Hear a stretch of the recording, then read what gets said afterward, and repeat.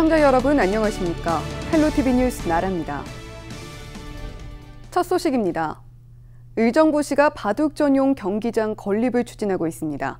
경기장이 건립되면 관광객 유치 등 지역 경제에 도움이 될 거라는 게 시의 입장입니다. 그런데 시는 이 사업이 과연 타당성이 있는 것인지 정확한 내용을 공개하지 않고 있습니다. 470억짜리 테니스장 건립에 이어 이번엔 바둑 경기장까지. 시가 특정 종목만 지원해준다는 불만의 목소리도 나옵니다. 이지훈 기자입니다. 의정부시 호원동 옛 기무부대가 있던 자리입니다. 오는 2023년 이곳에 바둑 전용 경기장이 들어설 예정입니다. 의정부시는 지난해부터 관련 TF팀을 꾸려 바둑 전용 경기장은 물론 현재 서울 성동구에 있는 한국기원회관 유치를 추진하고 있습니다. 의정부시는 지난 4월 바둑 전용 경기장 건립이 타당한지 외부 기관에 검증을 맡겼고 21일 그 결과가 나왔습니다. 안병용 의정부시장은 바둑 전용 경기장 건립에 큰 기대를 걸고 있습니다. 우리가 상상하는 이상으로 우리 지역 경제나 의정부의 위상이나 가치를 높이는데 정말 이걸 기여하는. 하지만 경기장 건립에 예산이 얼마나 될지 또 수익은 얼마나 날지에 대한 내용은 공개하지 않았습니다. 경기장 건립 타당성 조사 결과도 밝히지 않았습니다.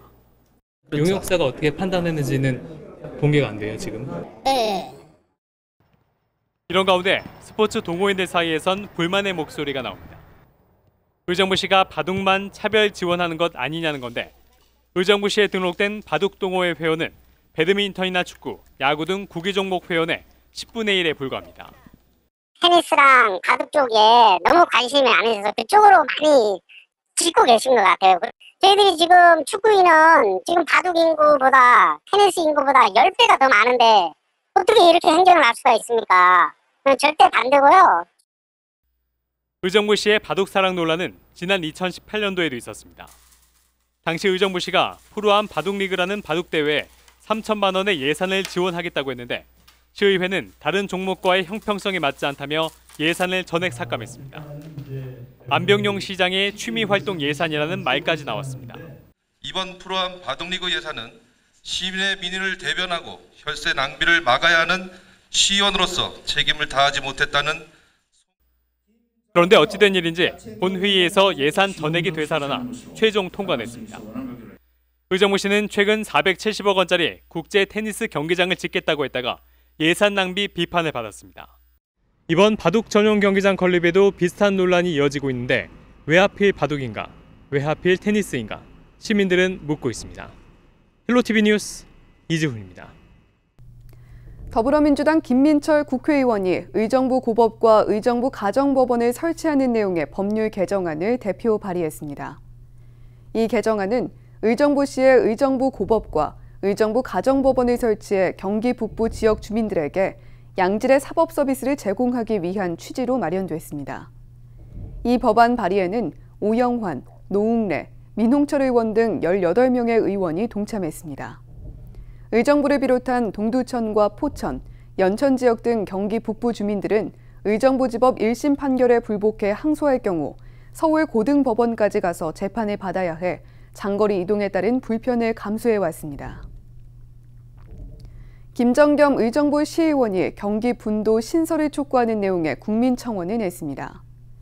김 의원은 청원글에서 경기 북도 신설은 1980년대 후반 제기돼 1993년 정부가 서울시 분할안과 함께 진지하게 검토하다가 이듬해 포기했다며 이후 2010년대까지 여러 차례 제안된 행정구역 개편안이라고 설명했습니다.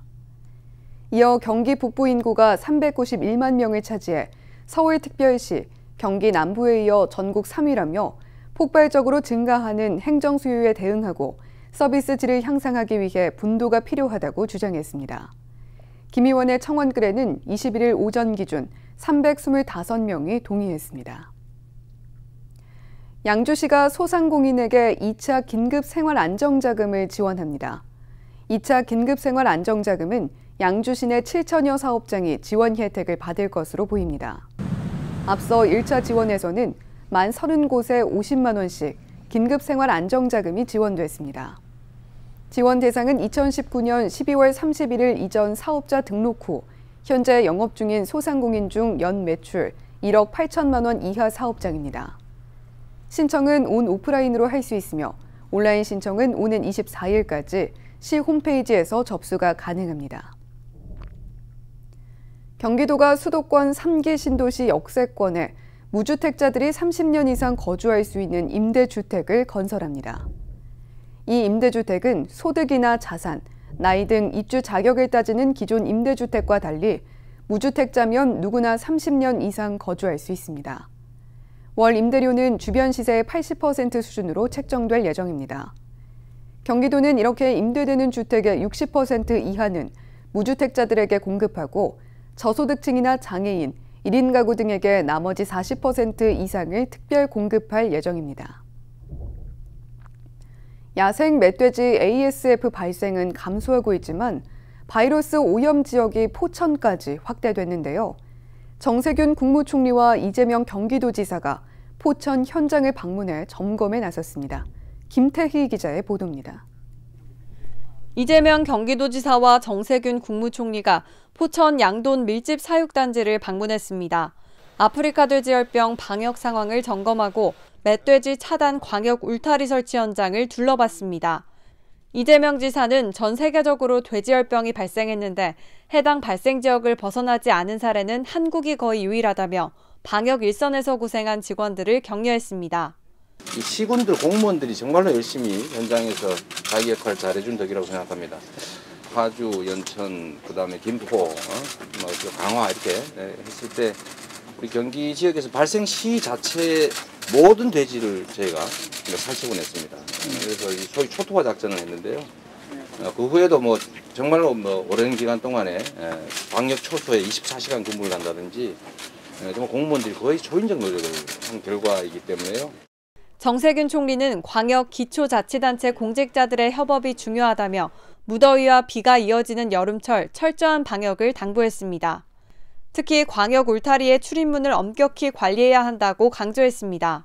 힘들고 어렵지만 또 이렇게 교대도 해가면서 또 자치체와 중앙정부가 협력을 해가면서 지금까지 쌓아온 그 성과를 이어갈 수 있도록 하는 것이 매우 중요하다고 생각합니다. 그래서 그런 노력을 통해서 마지막까지 아프리카 돼지열병의 방역에 성공하는 그런 대한민국이 될 수 있도록 함께 힘을 모아주십사 하는 당부의 말씀을 드리고요. 경기도는 최근 ASF 멧돼지 발생이 잦은 포천 보장산 일대에 2차 울타리를 추가 설치하고 관리 인력을 늘리면서 야생 멧돼지 포획 포상금을 추가 지원할 계획입니다. 경기줄TV 김태희입니다.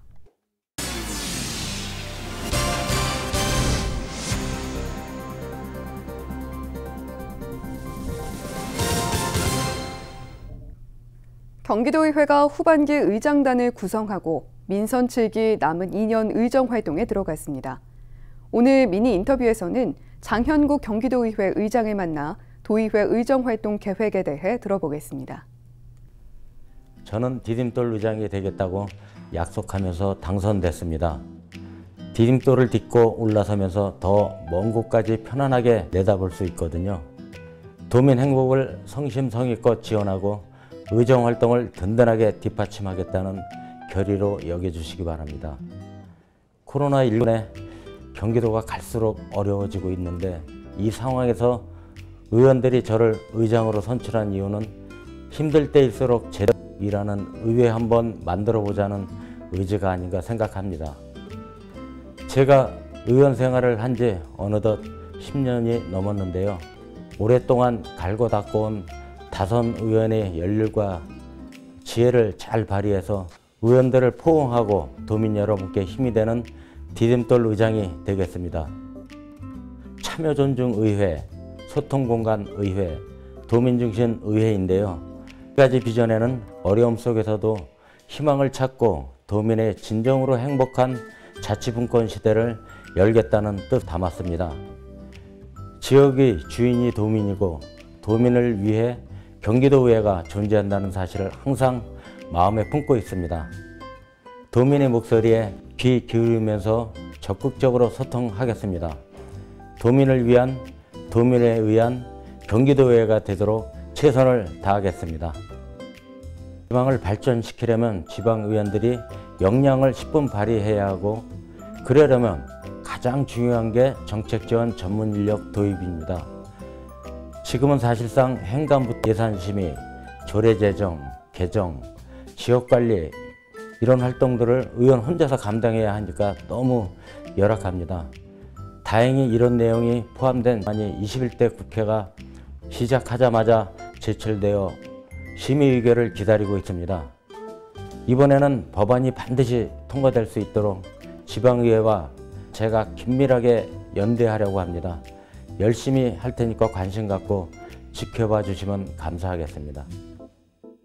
지금 경기도도 북부청사가 있고, 그리고 교육청, 소방, 경찰 모두 북부의 별도 기관이 운영되고 있습니다. 그럼에도 의회만 없습니다. 그래서 지역 주민들은 중첩 규제를 소외받고 있고, 또 실질적으로 배려가 없는 겁니다. 그래서 북부 지역 의정활동 제한이라든가 행정력 낭비 점도 많습니다.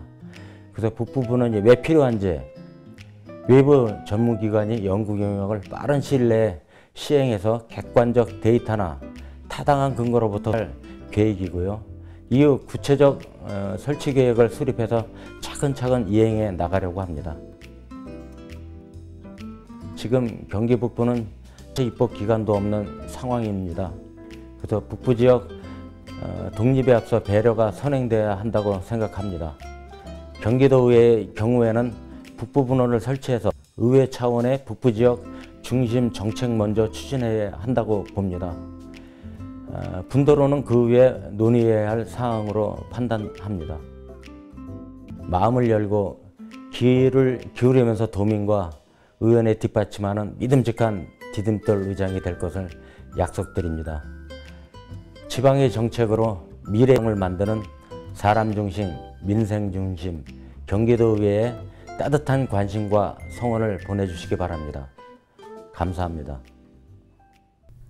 정문영 동두천시의회 의장이 이재명 경기도지사에게 경기도 공공기관 유치를 바라는 서한을 보냈습니다. 정 의장은 서한문에서 공공기관 유치지역 선정 기준은 후보 도시가 경기도 발전에 기여한 수준이 되어야 한다며 동두천시가 국가 안보를 위해 희생한 지역임을 말씀드린다고 밝혔습니다. 정 의장은 또 경기도의 발전은 동두천의 희생을 걸음 삼아 꽃핀 것이라고 강조했습니다. 동두천시는 현재 북부 이전 공공기관 5곳 중 일자리재단과 시장상권진흥원 유치를 목표로 관련 TF팀을 꾸리는 등 유치에 총력을 기울이고 있습니다. 의정부시는 최근 일부 지역의 수돗물 유충 발생과 관련해 시내 정수장과 광역 상수도 공급시설을 점검했습니다. 그 결과 시는 모든 시설에 대해 이상 없음이 나왔다고 밝혔습니다. 가능 정수장은 깔따구 유충이 발견된 활성탄 여과 방식의 정수장들과 달리 밀폐된 장치를 사용하는 급속 여과 방식이어서 유충 유입 가능성이 작다고 의정부시는 설명했습니다. 최근 시내에서 의심 신고가 3건 접수됐지만 수도에서 나온 깔따구 유충이 아닌 것으로 판명됐습니다. 연천구는 2020년 신규 한탄강 지질공원 해설사 양성교육생 30명을 모집합니다. 지질공원 해설사 교육생으로 선발되면 2주간에 걸쳐 소양과 전문교육 등 총 100시간의 교육을 이수하고 필기와 해설시연 시험을 거쳐 최종적으로 환경부가 인정하는 지질공원 해설사 자격을 얻게 됩니다. 자격을 부여받은 지질공원 해설사는 연천군 자체 교육을 거쳐 2021년부터 한탄강 지질명소에 배치돼 해설 활동을 할 계획입니다. 이번 지질공원 해설사 모집에 대한 접수는 오는 27일에서 28일 이틀 동안 진행됩니다. 경기도가 고금리 사채 피해를 입은 저신용자에 대한 지원에 나섰습니다. 지원 대상은 7월 1일 이전 불법 사금융 이용으로 피해를 입은 신용등급 7등급 이하 경기도민입니다. 지원 규모는 연 1% 이자율에 300만 원까지이며 경기도 서민금융복지지원센터를 방문하면 신청 가능합니다. 포천시가 범죄 재난 발생 상황을 한 곳에서 통합 관리하는 플랫폼을 구축합니다.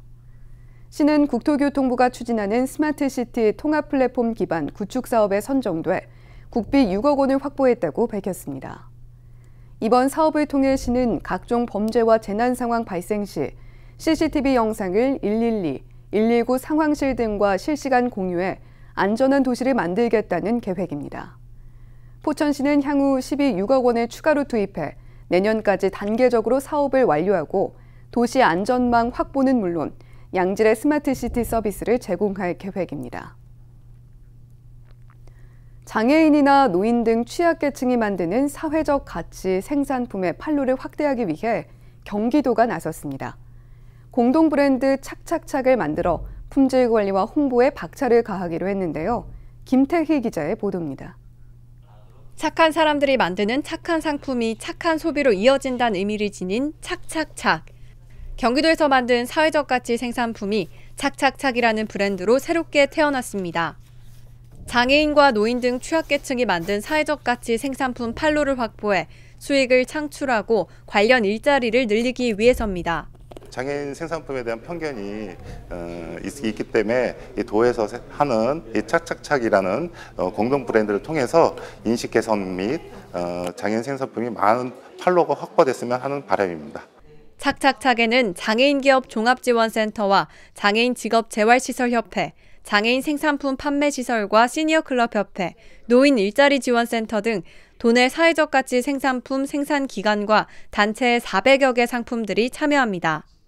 경기도 사회적 가치 생산품 공동 브랜드인 착착착이 많은 도민들로부터 사랑을 받을 수 있도록 오늘 관계기관이 다 모여서 마음을 모으고 했습니다. 앞으로 우리 착착착 브랜드가 대박이 날 수 있도록 최선을 다하겠습니다.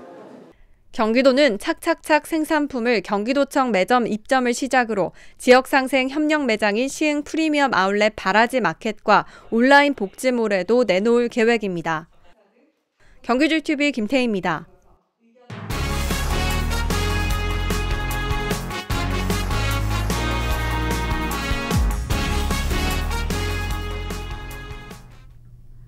코로나19 사태 이후 많은 장애인 시설 등이 휴관하면서 발달 장애 아동들은 하루 종일 집에만 있는 날이 많아졌는데요. LG 헬로비전이 경기도 양주시에 거주하는 발달 장애 아동 가정에 U+TV 아이들나라 서비스를 제공합니다. U+TV 아이들나라는 TV를 통해 아동들에게 각종 교육 콘텐츠를 제공해주는 서비스입니다.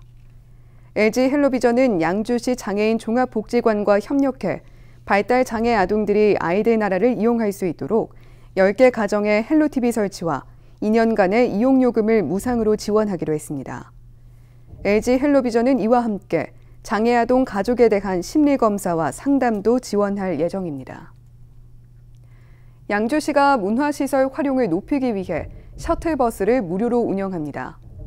후반기 첫 임시회를 연 양주시의회는 셔틀버스 운영 조례안을 가결했습니다. 셔틀버스 운영 조례안에는 시립박물관 등 문화시설 활용과 축제 활성화, 효행 사업을 위한 셔틀버스 운영 방법과 노선 이용 대상자가 포함됐습니다.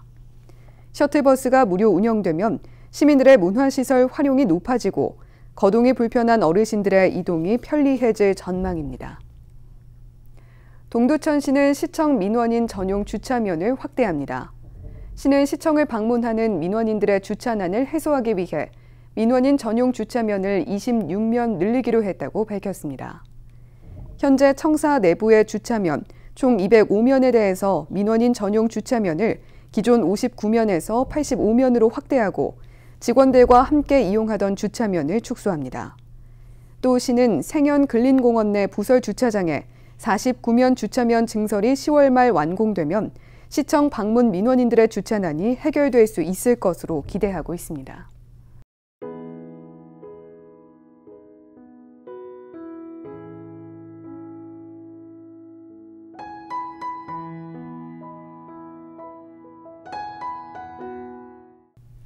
저희는 언제나 지역 주민 여러분 곁에 있겠습니다. 함께해 주신 여러분 고맙습니다.